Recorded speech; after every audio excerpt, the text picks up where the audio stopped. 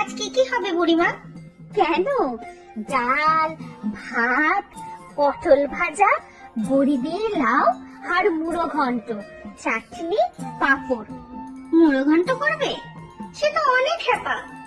ও খ্যাপা, তুই জোগাড় শুরু কর, সব আমি ব্যবস্থা করে দেব। সত্যি বুড়িমা, তুমি পারো বটে। খদ্দেরদের তুমি যেমন যত্নে খাওয়াও, তারা যেন তোমার বাড়ির লোক। সে কথা তুই ঠিকই বলেছিস, এরা তো আমার বাড়ির লোকই।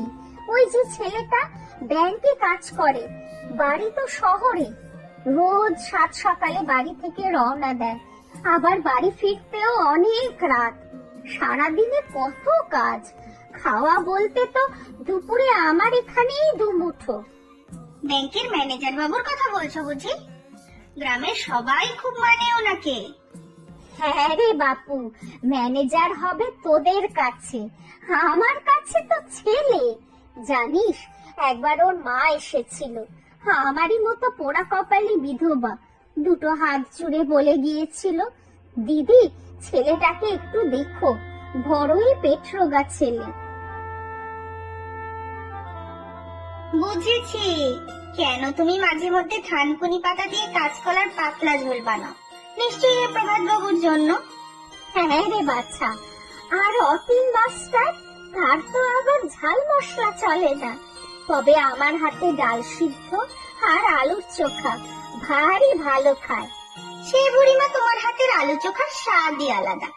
আমিও তো চেটে পুটে খাই। আর ওই যে মেয়েটা গ্রামের স্বাস্থ্য কেন্দ্র একার হাতে সামলায়। ও তিথি দিদিমণি? আরে হ্যাঁ, তার তো নিজেরই রক্তে দোষ, কি যেন হিমোগ্লোবিন নাকি কম। এই যা, ভুলেই গিয়েছিলাম। ও লক্ষ্মী, ঝুড়ির মধ্যে দেখ তো, কুলেখাড়া শাক আছে, একটু বেছে দে বাছা, ওই মেয়েটাকে সেদ্ধ করে রস খাওয়াতে হবে।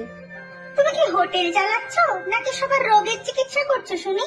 তুই চুপ কর পোড়ামুখী, সবার যদি একটু উপকার করতে পারি তাতে মন্দ কি? আমার আর নিজের কে আছে শুনি? ও, আমরা বুঝি কেউ না তোমার? আমি, ঘটি আর নিতাই কাকা। সে কি আমি বলেছি নাকি? তোরা তো সবাই আমার আপন। সত্যি বুড়িমা, তুমি না থাকলে আমরা তো ভেসেই যেতাম। বাড়িতে অসুস্থ বাবা, তোমার এখানে কাজ করেই তো বাবার চিকিৎসা আর সংসার চালাচ্ছি বলো। সে তুই তো আর কম খাটিস না, এত জনের এত রান্না তুই আর আমি তো সামলাচ্ছি,